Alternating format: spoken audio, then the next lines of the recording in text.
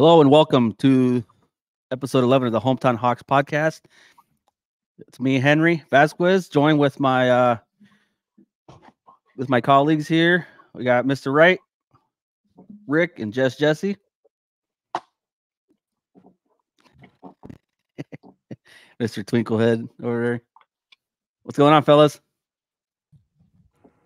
Yo, what is up? yo. What's going on, boys? What's up? Yeah, I like that bathrobe you're wearing, by the way. What's that? I like that bathrobe you're wearing. Yeah, recently got it from Bed Bath and Beyond or something like that? Yeah, In the absolutely. Beyond section. Yeah. Beyond. You went beyond, buddy. Yeah, you're welcome. So what's up, boys? How's everybody's weekend? What have you guys been up to? Filled with sports, baseball this morning for my boy. Watching baseball on TV and watching football. Been a great Sunday. Yeah, there was a wedding yesterday during all the Saturday packed like game day. But while at the wedding, obviously still watching it on my phone. Hey, while we're on the subject, how do you guys feel about weddings on a Saturday during football season? It's whack. I mean, Yeah. the least they could do is make sure they have it on the screen at the reception. That's the least they can do. So weddings, Hey, yeah. So weddings on a Saturday can almost be attributed to terrorism. It's not right. This is what ISIS would do to catch all of us, and here we are. So that's my input. Nice. You're an idiot. Hey, but I'm not fucking wrong though, am I? You're Yeah. welcome. All right, Mr. Wright, I guess. Yeah, you are. Mr. Right. You would know. Nice. All right, boys. Well, we're back again here to talk about our beloved Hawks. I was actually at the game yesterday again, North End Zone. Just me and Caleb got to catch a football game. Hawks pulled one off 20-14. We'll just get right into it here. Initial thoughts when we came out on that second drive to score with Caleb Johnson. We saw that huge hole open up. Even Caleb brought it up. My little boy, he's like, that big hole. Boom, hits it, gone. Let's go. Great start, second drive of the Second game. I'm like, let's go. We're going to crush it from here. But, 4 quarters later, we're all in disappointed. We pulled off the win, but we're still disappointed. We're just like the worst fan base ever, I'm guessing. We're feeling this way. But what do you guys think? Go ahead, Rick. Well, I mean, like I said, I was at the wedding, so I didn't get a chance to watch the entire game. I watched a little bit before I left, and yeah, I got tuned in literally right during that score when Caleb took off for like that 64 yards. And that was awesome because, who was it that was asked, how's Caleb looking? I don't remember who's that, but he goes, Caleb looks like Caleb. And I was like, oh, hell yeah. As soon as he hit that, I was like, dude, that guy was, I think it was one of the backup running backs, right? LaShawn Williams. Okay. And I was like, sweet, like he's about to go off. It's going to be a great game for the run. But yeah, like I said, when I tuned back in during the wedding, I was like, this fucking game hasn't really gone anywhere in like an hour. I was like, it was obviously, really low scoring game. So I was like, it's going to be kind of fucking boring, I guess. That's how it's going to go. So, yeah. And then old Cannon Nuts, how, that's, we'll have to hit that topic here pretty soon. But, yeah, I don't know. I don't even know what to say about it really. But I'll hand it off to someone else who actually watched the entire game. Here we go. Hello, everybody. Mr. Wright here, as always. So, thank goodness that the University of Iowa Hospital was close enough while old Cannon Nuts was knocking people's fucking hands off while throwing goddamn 50 cal and sable rounds at them. But as Red Dog down there said, we'll get more into it. But I just want to make sure that we understand that everybody's safe and healthy, and robotic arms and shit will be fucking probably installed pretty soon after throwing bombs at these boys. But again, you know what? It was slow. It was basic Iowa football. It was fucking 3rd and 15. You're up by 13 points per se. And what do? Let's go ahead and run that ball, baby. Yep. No reason putting points up, because this whole goddamn 25-point jinx thing is not a real deal. And the University of Iowa is a goddamn sham. I'll pass it on. Yeah, you guys pretty much hit it off. I want to start off by saying that us being broadcasted strictly on the Peacock network was absolute bullshit for everybody that owns a bar and like restaurants that want to stream the game, to watch the game. I felt bad for them because there was literally here in town, I think only like a handful of places that were able to show it. And then in the places that were showing it, they weren't even able to show it like on all the TVs. So I don't know what that deal was. That was absolute BS, my opinion. Who am I? Anyways, all in all, thank goodness for our defense, and thank goodness for Coop. That's all we can say. Yep. All right, boys. Well, anyways, that north end zone is the real deal. I can tell you that. My ears were ringing after that game. Might just be me getting older, but my ears were hurting bad. But anyways, we get back to Caleb Johnson running that 67-yard run for that touchdown, and then we got that field goal right after that, right? Like I said, the plays went nuts. You could tell K2 was back, looking good. It doesn't even look like that guy runs hard, does it? No. He must just be super fast. He runs straight up and down. He had a few good plays. He ran. What was his total yardage? There's stats. He had 17 carries, 134 yards, and a touchdown. So he pretty much made Purdue their bitch. That's two years in a row now. Yep. Running hard, looking good. Because he went off last year too. He almost hit. Did he almost hit 200 yards last year? But either way. So when was it that we got that? Okay, so let's go to the second quarter here. So then we drive down and we hit that field goal. Is that when when Coop got the interception in the second quarter? Just I pulled it up. Last year he had 22 carries for exactly 200 yards here, right? Yeah, exactly 200. Yeah, so that's what I thought. So was it second quarter when Coop had the interception?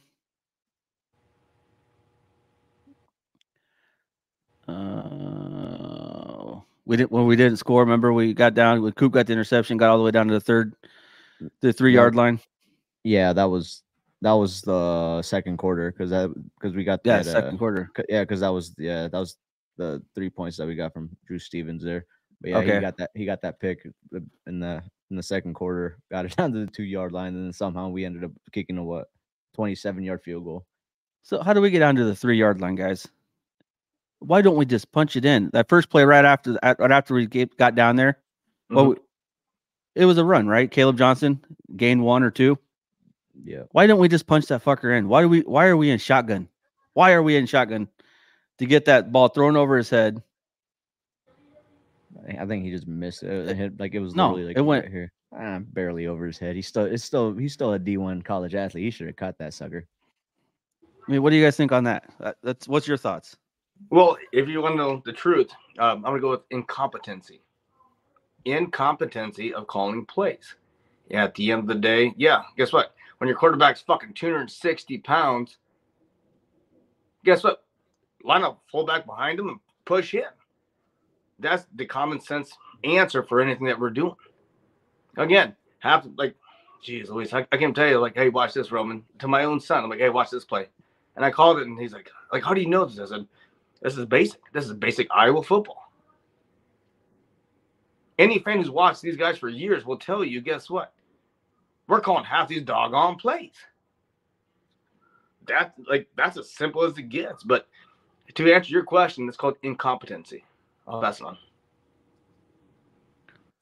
Yeah, So it's interesting that sorry. no, you're good. I was just saying it's interesting that that he even decided to go to the air, at such at the 2-yard line, because most people, right, most coaches would say we're punching this fucker in. We're not going to take a chance to get picked off or something stupid like that, right? By wasting these fucking plays. Right. Ask Miami what happens. Yeah, exactly. Right. So, I was just like, what the fuck? Like, normally we would be on the ground and in that situation. So I was like, what the fuck's going on here? Like, I don't know. I don't know if he was, I guess I don't even know what to think. Like what Brian was thinking. I don't know. But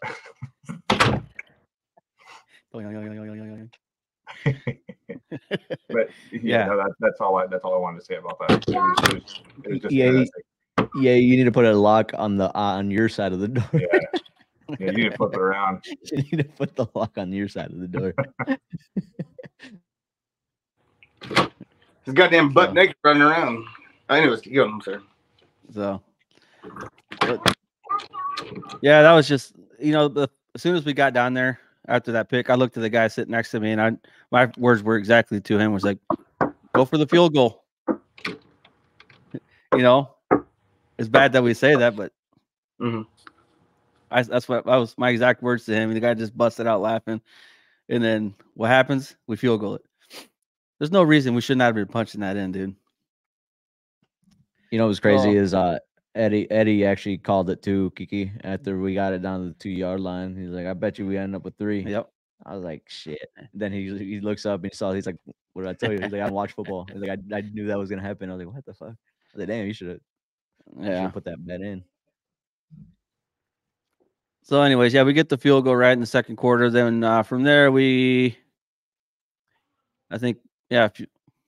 drive again, and then they score off of 7 plays, a 69-yard drive, burn 2 minutes off the clock, and they score a touchdown to end the quarter. Was that a run? That was the one where they had the running play for the touchdown, wasn't it?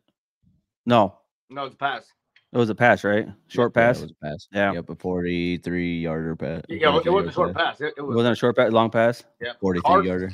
Cards threw one hell of a pass. They came up. The other receivers did a great job blocking, and then he just stepped right in. All right.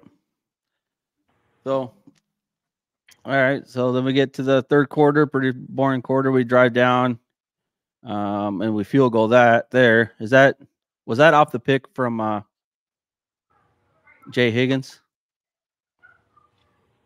Any idea? Or was that in the fourth quarter where we picked them off?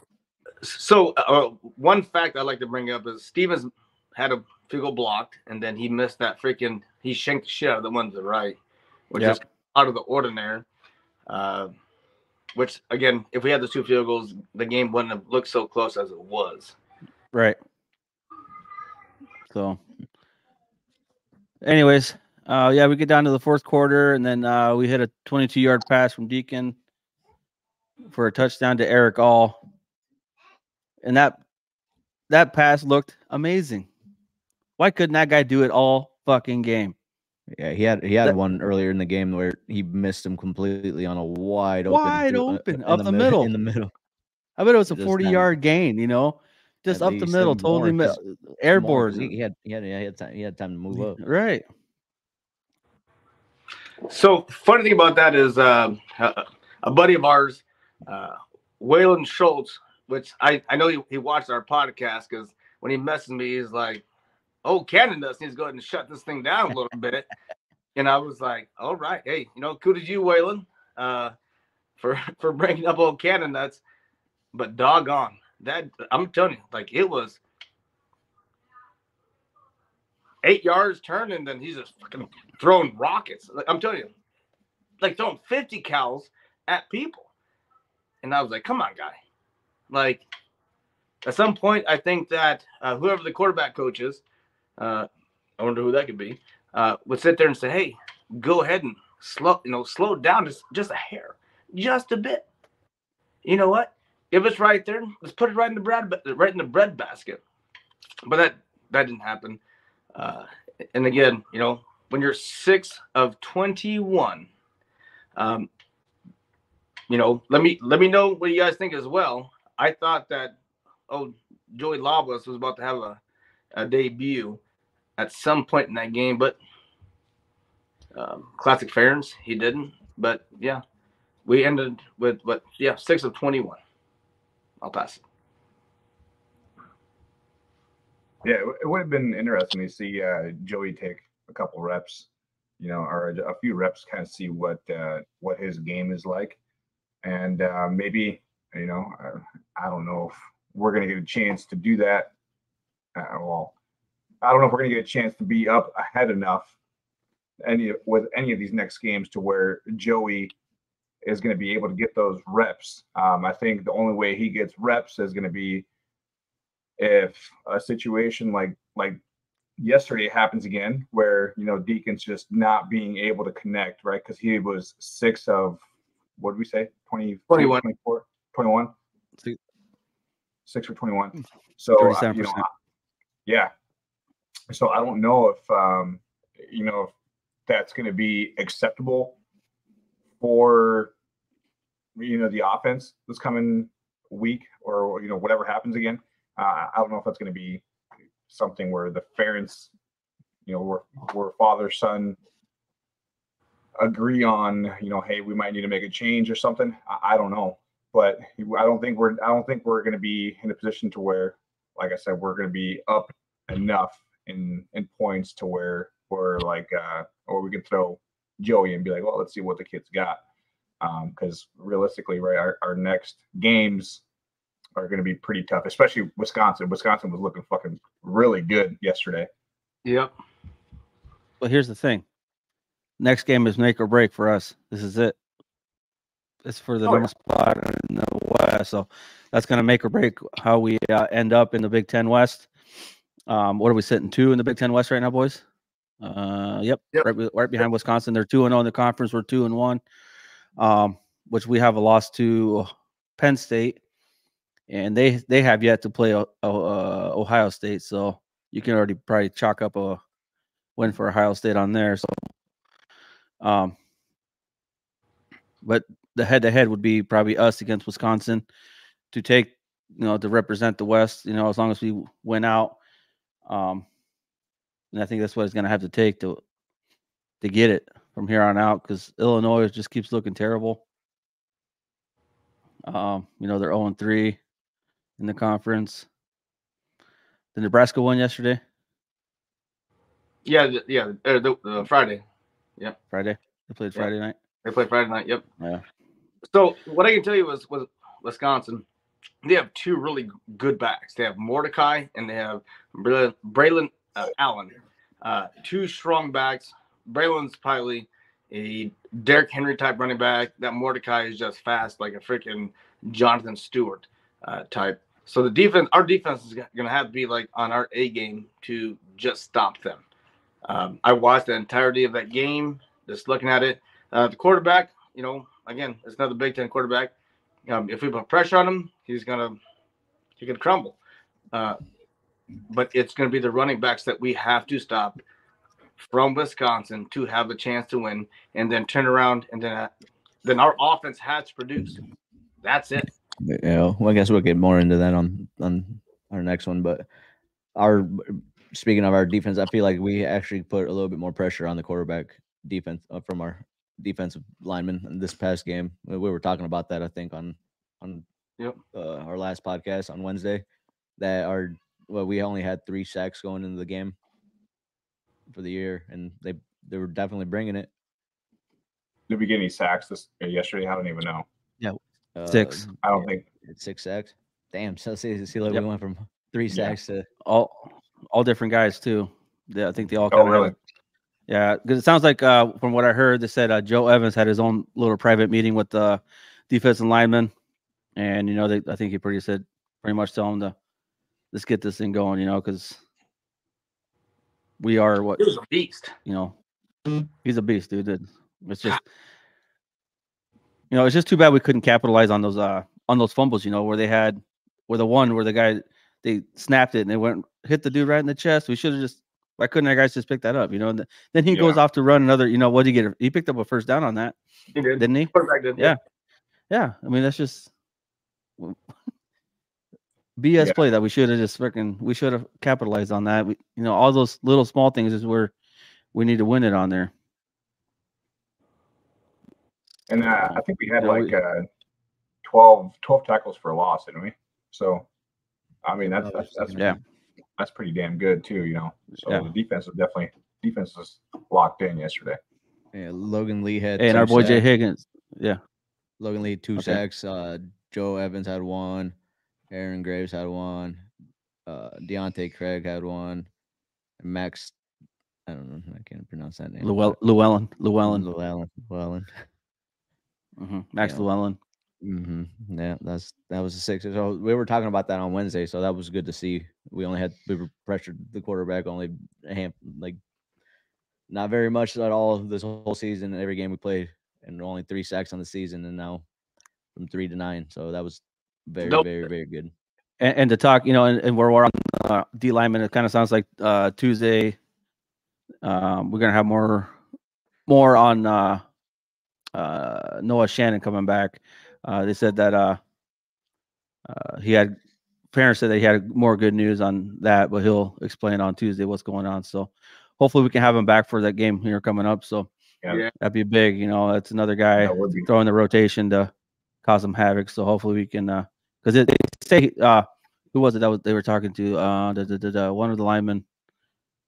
Either way, one of the defensive linemen said that he's been doing everything with the guys, practicing and everything. So he's just not in uniform at the game, but otherwise he's practicing and everything. So he's just biding his time, and that's amazing that he's step by step with everybody.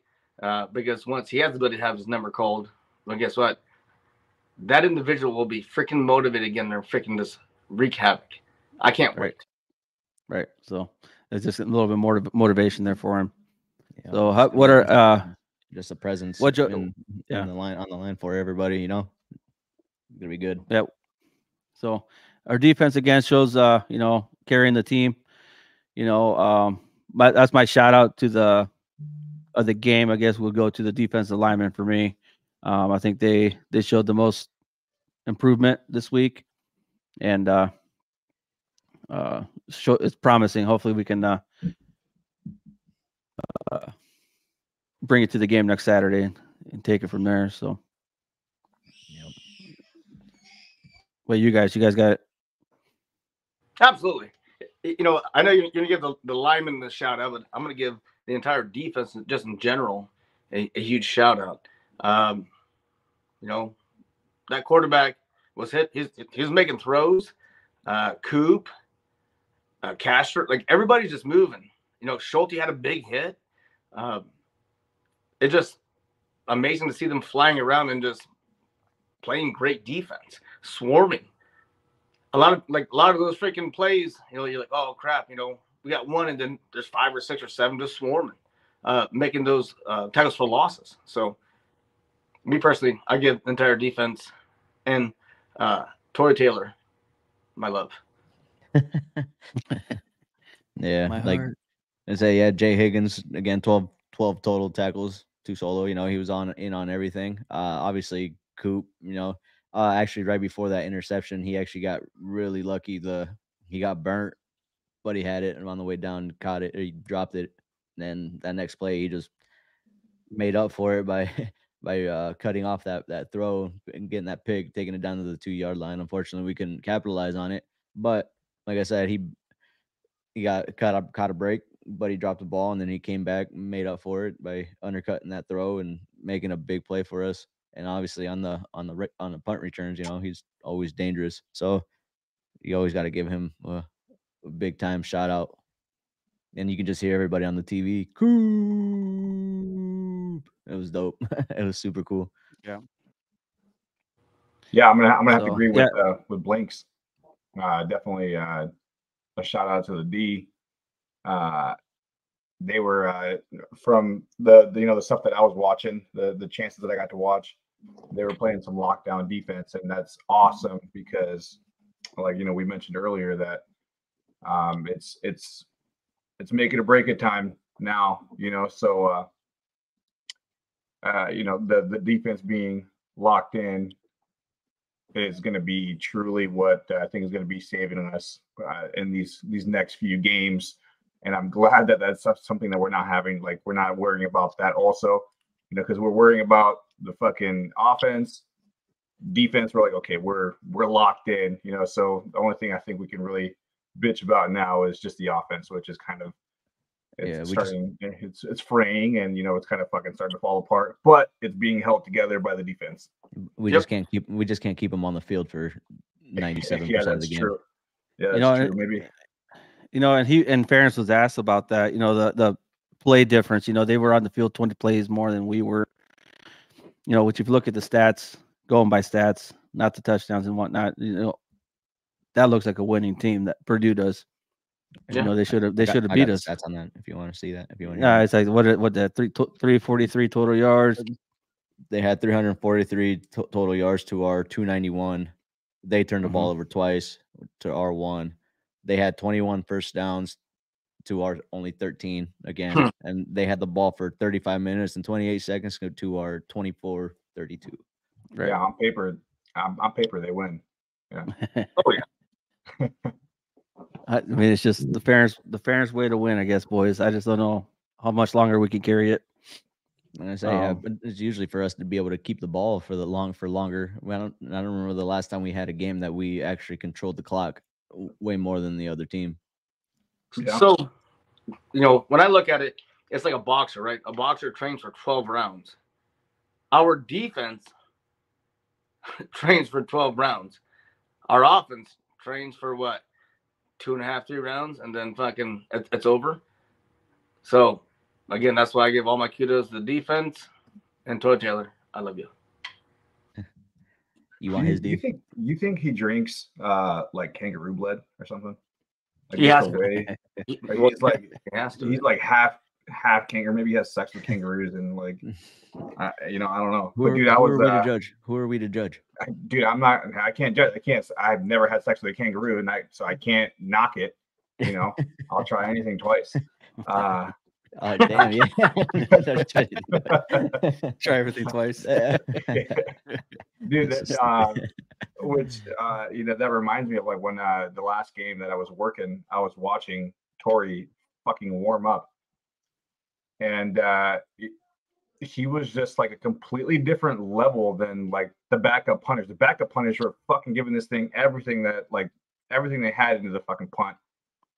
And I was like, okay, that's a pretty decent punt. And then Tory would come up, he'd punt it. I'm like, okay, that ball is significantly fucking higher than these other guys. So he made them look like children. I was like, oh my God, dude. I was like, this is how do you just fucking kick it that hard? I don't understand. I mean, he's got to be drinking fucking kangaroo milk or kangaroo blood. I don't know. Or having sex with kangaroos. I don't know.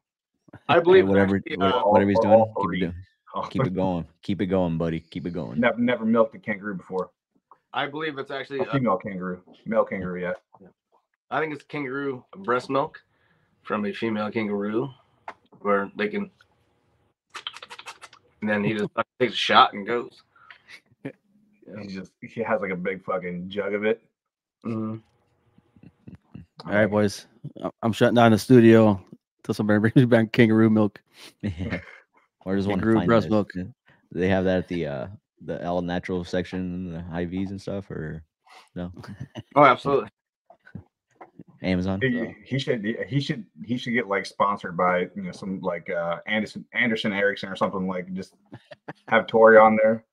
Fucking like hey, like come drink this stuff like fucking Tory Taylor drinks this, It's kangaroo milk. I don't know. I like it. Nice. So, all right, boys. Our team's back to 5-1. looking promising. One more win away from bowl game, right? Get through it. We're halfway through. How many? We're We need halfway 6. through. We need 6 or 5 Six. to get it. 6. Hmm. 6 to make a bowl game. So Wisconsin's favored by 9.5 next week. yeah, it's a 9.5. Yeah, it's next week. We'll talk about that here soon. Oh, I think we win. We beat Wisconsin. We buy our tickets that week, or what's the deal here? We'll talk about that in private, but we'll see. Yeah, absolutely.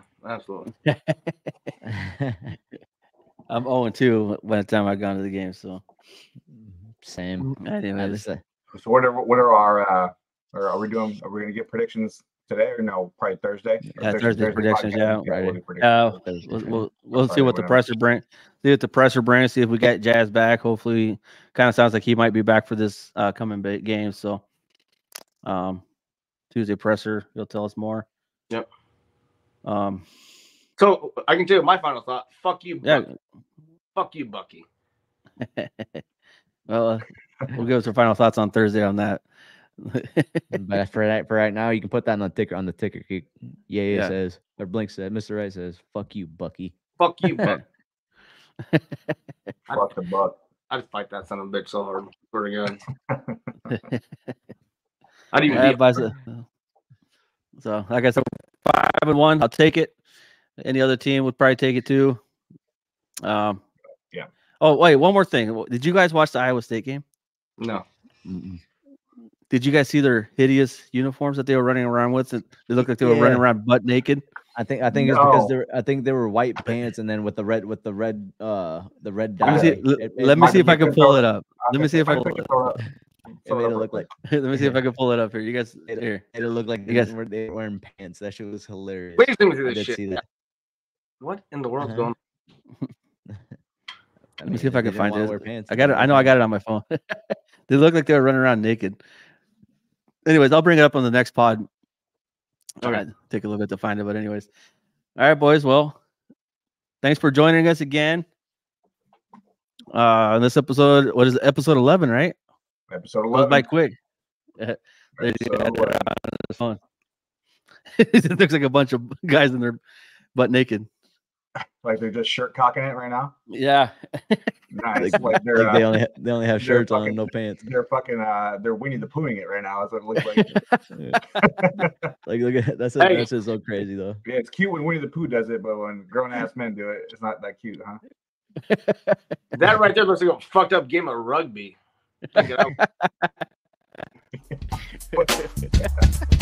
Play my theme music, baby. Let's go. Hey, do you want to kiss me in front of my friends? No? Okay. Hey, thanks for joining us again. Another episode of Hometown Hawks.